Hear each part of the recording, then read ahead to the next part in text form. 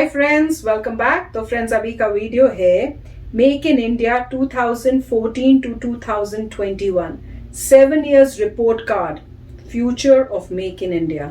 तो चलो शुरू करते हैं आज का वीडियो। पर यस, उससे पहले अगर आप चैनल पर नए हो और आपने अभी तक सब्सक्राइब नहीं किया तो जल्दी से पहले सब्सक्राइब के बटन और बेल आइकन को क्लिक कर लो ताकि आपको हमारे सारे न्यू वीडियोस के नोटिफिकेशन मिल जाए जैसे हम अपलोड करें। अगर आपको वीडियो पसंद आता है please like and share. And हमारा दूसरा चैनल, ट्विटर, इंस्टाग्राम अकाउंट, सबके डिटेल्स है डिस्क्रिप्शन बॉक्स में, उनको भी सब्सक्राइब और फॉलो कर लेना। चलिए शुरू करते हैं। जब से भारत सरकार ने मेक इन इंडिया प्रोग्राम को लॉन्च किया है, तब से भारत में मेक इन इंडिया प्रोग्राम को लेके दो ग्रुप बन गए हैं। एक group make in India program को सक्सेसफुल मानता है, उनका कहना है कि भारत को मेक इन इंडिया से बहुत फायदा हुआ है। वहीं दूसरा ग्रुप मेक इन इंडिया को फ्लॉप मानता है, उनका कहना है कि मेक इन इंडिया से भारत को कुछ फायदा नहीं हुआ है। तो आइए जानते हैं कि इन दोनों ग्रुप में से कौन सा ग्रुप सही कह रहा है। तो नमस्कार दोस्तों, स्वागत करते हैं आपका चार्जिंग पॉइंट हिंदी में। दोस्तों, आज के इस वीडियो में हम बात करेंगे मेक इन इंडिया के बारे में, इसके ऑब्जेक्टिव्स के बारे में, अचीवमेंट्स के बारे में, और साथ में जानेंगे कि मेक इन इंडिया प्रोग्राम से भारत में कितना इन्वेस्टमेंट आया है। तो जुड़े रहिए आप इस वीडियो के साथ। दोस्तों, मैं ऐसे ही एजुकेशनल टॉपिक पे बात करता हूँ, तो अगर आपको मेरा काम पसंद आता है तो अब आप मुझे सपोर्ट कर सकते हैं पेटीएम और यूट्यूब में ज्वाइन बटन के थ्रू, और अब आप मुझे फेसबुक, इंस्टाग्राम, ट्विटर में भी फॉलो कर सकते हैं और मेरी वीडियोस को वहां पे भी शेयर कर सकते हैं। दोस्तों, अगर आपको एडवांस MS एक्सेल सीखना है तो मैं आपको 1475 रुपए का कोर्स फ्री में दे सकता हूँ, और अगर आपको financial market, share market, mutual fund के बारे में जानना है तो मैं आपको 4720 रुपए का कोर्स फ्री में दे सकता हूँ। दोनों कोर्सेज की लिंक डिस्क्रिप्शन में दी गई है। भारत में मैन्युफैक्चरिंग को बढ़ाने और भारत की अर्थव्यवस्था की रफ्तार को बढ़ाने के लिए प्रधानमंत्री नरेंद्र मोदी जी ने 25 सितंबर 2014 को मेक इन इंडिया प्रोग्राम की शुरुआत की। इसका उद्देश्य भारत के 25 सेक्टर्स के मैन्युफैक्चरिंग को बढ़ाना है, जिससे भारत का इंपोर्ट बिल कम हो सके, भारत की डोमेस्टिक प्रोडक्शन बढ़ सके, भारत के एक्सपोर्ट बढ़ सके और ज्यादा से ज्यादा जॉब्स क्रिएट हो सके। मेक इन इंडिया प्रोग्राम में डोमेस्टिक और फॉरेन इन्वेस्टर्स को फ्रेंडली एटमॉस्फेयर देने का वादा भी किया गया है। आइए अब जानते हैं मेक इन इंडिया के मेन ऑब्जेक्टिव्स के बारे में। मेक इन इंडिया का पहला ऑब्जेक्टिव भारत की मैन्युफैक्चरिंग सेक्टर की ग्रोथ रेट को 12 से 14% तक ले जाना है।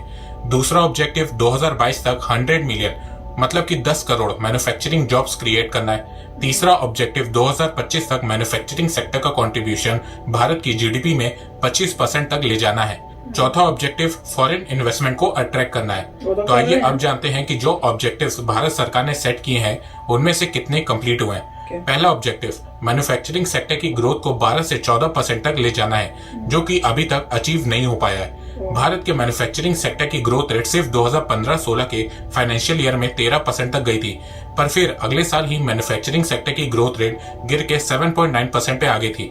फिर उसके बाद से मैन्युफैक्चरिंग सेक्टर की ग्रोथ रेट गिर रही है। तो अगर आप पिछले 6 साल का डाटा ले तो उसमें मैन्युफैक्चरिंग सेक्टर की एवरेज एनुअल ग्रोथ रेट 6.9% रही है, जो मेक इन इंडिया के टारगेट से बहुत कम है। तो पहला ऑब्जेक्टिव अभी तक अचीव नहीं हो पाया है। दूसरा ऑब्जेक्टिव 2022 तक 10 करोड़ मैन्युफैक्चरिंग जॉब्स क्रिएट करना था, जो वो भी अभी तक पूरा नहीं हो पाया है। तीसरा ऑब्जेक्टिव 2025 तक भारत की GDP में मैन्युफैक्चरिंग सेक्टर का कंट्रीब्यूशन 25% तक ले जाना है, जो ये भी पॉसिबल नहीं लग रहा है, क्योंकि अभी मैन्युफैक्चरिंग सेक्टर का कंट्रीब्यूशन भारत की GDP में 16.3% है और पेंडेमिक के चलते ये 14.3% पे आ गया है। तो पेंडेमिक के खत्म होने के बाद भारत सरकार जितना भी कोशिश कर ले, 2025 तक मैन्युफैक्चरिंग सेक्टर का कंट्रीब्यूशन भारत की GDP में 18% से ऊपर नहीं जाएगा, और इसके पीछे बहुत से रीजन है। एक एक करके बताता हूँ। अभी जो मैंने आपको 3 ऑब्जेक्टिव्स बताए हैं जिसमें भारत सरकार बुरी तरह से फेल साबित हुई है, उसके पीछे खुद भारत सरकार ही जिम्मेदार है। जैसे कि बीजेपी ने अपने लिए कुछ ज्यादा ही बड़ा टारगेट सेट कर लिया है, जैसे कि मैन्युफैक्चरिंग सेक्टर की ग्रोथ रेट को 12 से 14% तक ले जाएंगे। अब कैसे लेके जाएंगे ये नहीं सोचा। 2022 तक 10 करोड़ जॉब्स मैन्युफैक्चरिंग सेक्टर में क्रिएट करेंगे, कैसे करेंगे ये नहीं पता। मैन्युफैक्चरिंग सेक्टर का कंट्रीब्यूशन GDP में 25% तक लेके जाएंगे, कैसे लेके जाएंगे ये भी नहीं पता। पॉलिसी तो अच्छी बना दी, पर प्लानिंग और एग्जीक्यूशन कैसे करना है ये इनको नहीं पता था। भारत के मैन्युफैक्चरिंग सेक्टर के हालात हम सबको पता है, पहले से ज्यादा बेहतर हुए हैं, पर दूसरे देशों के मुकाबले आज भी हम कुछ चीजों में बहुत पीछे हैं, जैसे कि infrastructure, labour laws, tax reform, logistic cost, land acquisition, red tapism. आपको जान के हैरानी होगी कि भारत से कहीं ज्यादा बेहतर लेबर लॉस बांग्लादेश में। तो सबसे पहले भारत सरकार को इन चीजों को ठीक करना चाहिए, क्योंकि जब तक ये चीजें ठीक नहीं होंगी तब तक भारत का मैन्युफैक्चरिंग सेक्टर अच्छे से ग्रो नहीं कर पाएगा।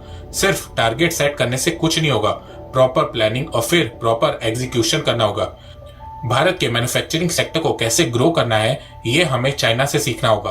1990 तक मैन्युफैक्चरिंग सेक्टर का कंट्रीब्यूशन चाइना की जीडीपी में सिर्फ 2.6% था, पर 2013 आते आते ये 24.9% हो गया था।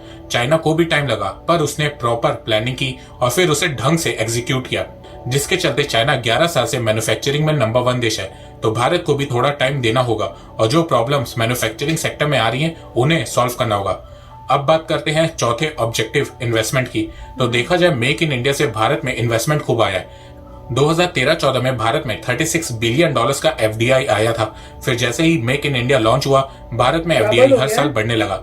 2015 में Bharat foreign direct investment FDI का टॉप डेस्टिनेशन था। 2020-21 में पेंडेमिक के बावजूद भारत में रिकॉर्ड $81 बिलियन का एफडीआई आया था। इसके अलावा जैसे ही भारत ने मेक इन इंडिया लॉन्च किया तो उसको ग्लोबल लेवल पे सपोर्ट करने के लिए जापान सामने आया। जापान ने भारत के साथ मिलकर Japan India make in India special finance facility fund बनाया, जिसमें उसने $12 बिलियन इन्वेस्ट किया, जिससे मेक इन इंडिया कैंपेन को पुश मिल सके। इसके अलावा बहुत सी ग्लोबल कंपनीज ने भारत में इन्वेस्ट करना चालू किया और अपने मैन्युफैक्चरिंग प्लांट भारत में सेटअप करने लगे। किया, साउथ कोरिया ऑटोमोबाइल कंपनी ने 2017 में मेक इन इंडिया के तहत आंध्र प्रदेश में $1.1 बिलियन का कार मैन्युफैक्चरिंग प्लांट सेटअप किया। ये किया का भारत में पहला मैन्युफैक्चरिंग प्लांट था। किया की भारत में ग्रोथ देख के उनके बोर्ड ऑफ डायरेक्टर्स ने डिसीजन लिया कि 2021 में वो भारत में $2 बिलियन और इन्वेस्ट करेंगे।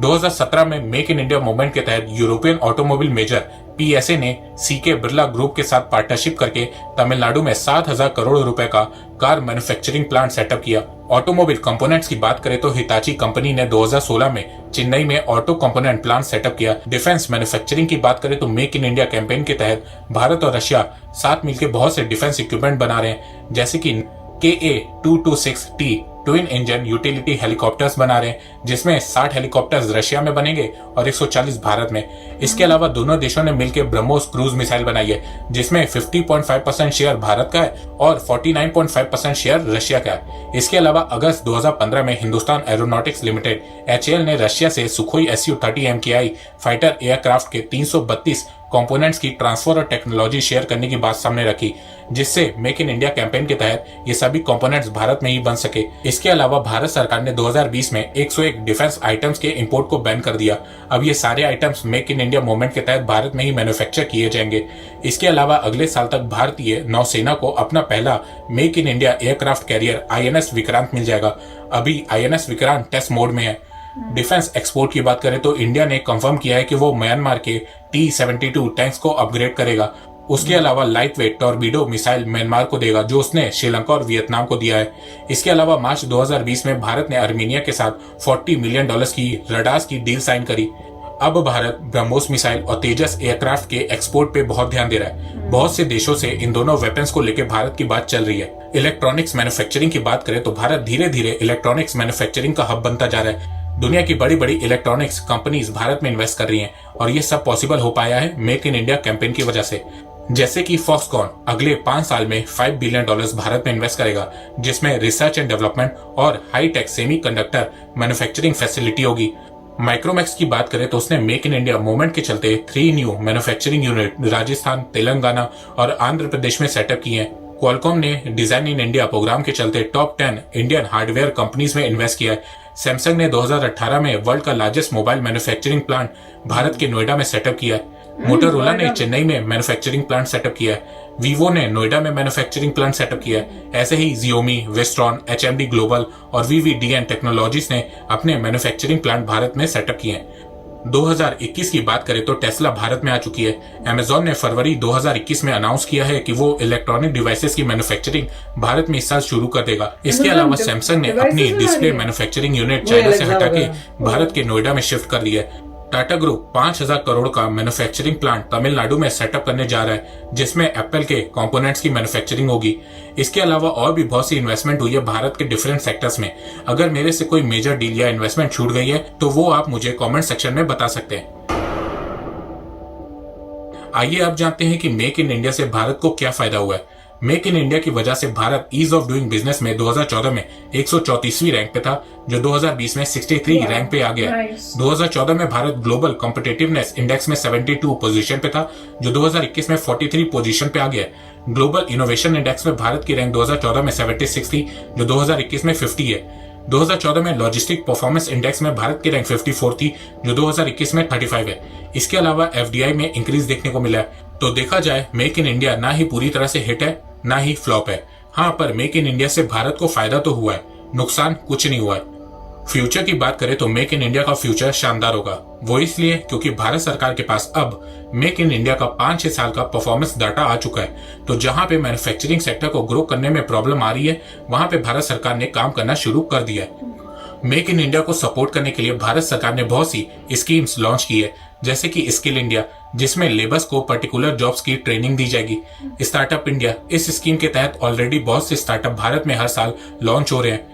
डिजिटल इंडिया, इस स्कीम ने ग्राउंड लेवल पे बहुत काम किया है।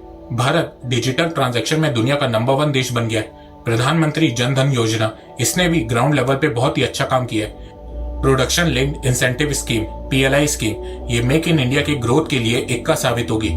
इसके अलावा भारत के कुछ जो बड़े इंफ्रा प्रोजेक्ट चल रहे हैं, जैसे कि Bharatmala, Sagarmala, dedicated freight corridor, ये सब आने वाले टाइम में भारत की लॉजिस्टिक कॉस्ट को कम करेंगे, जिससे भारत की मैन्युफैक्चरिंग सेक्टर की ग्रोथ बढ़ेगी। भारत एक दिन मैन्युफैक्चरिंग हब जरूर से बनेगा, पर इसमें टाइम लगेगा। चाइना को भी टाइम लगा था। चाइना ने मेक इन चाइना 1978 में लॉन्च किया था और उसका फायदा उसे कुछ टाइम बाद मिलना शुरू हुआ था। तो भारत को भी इसका फायदा जरूर से मिलेगा, पर भारत को थोड़ा पेशेंस रखना पड़ेगा।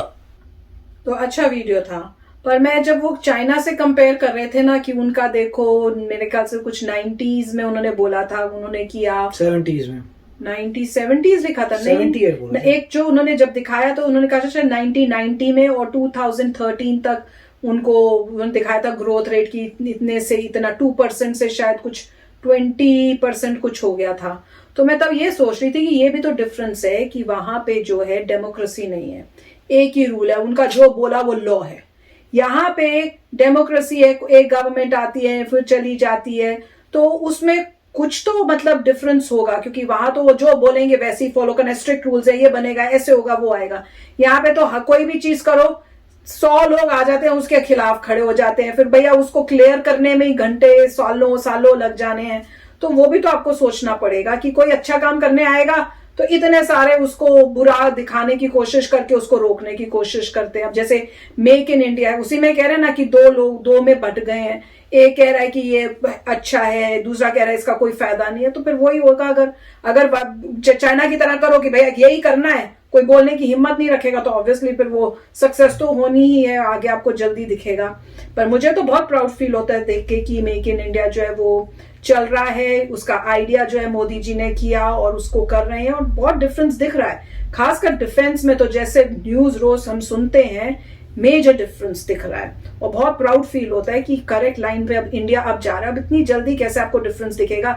इतने सालों जब हम लोग लेड बैक होके कुछ नहीं कर रहे थे, तो अब कुछ सालों में इतनी सालों की मेहनत कैसे एकदम से हो जाएगी?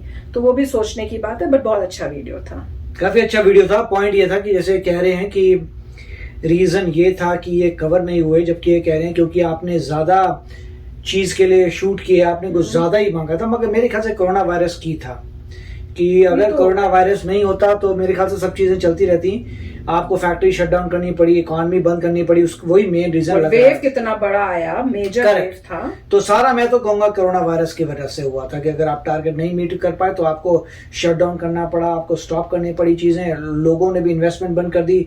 तो कोरोना वायरस मेरे ख्याल से मेन प्रॉब्लम था और मेरे ख्याल से इसे बंद नहीं करना चाहिए, चलते रहना चाहिए make in India.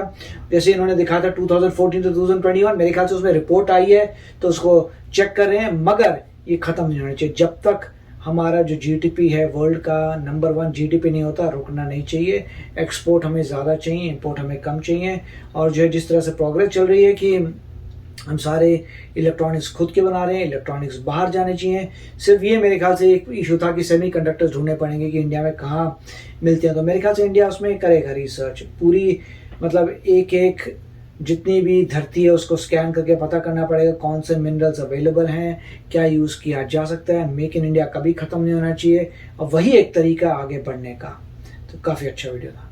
Yes friends, तो चलो चलते मिलेंगे नेक्स्ट वीडियो में बहुत ही जल्द। Till then take care and bye bye. तो अगर आप मेरे इस चैनल पे नए हो तो जल्दी से सब्सक्राइब के बटन को हिट करो और बेल आइकन को क्लिक करो ताकि आपको मेरा जब नया वीडियो मैं लगाऊं आपको उसके बारे में जल्दी से पता चल जाए।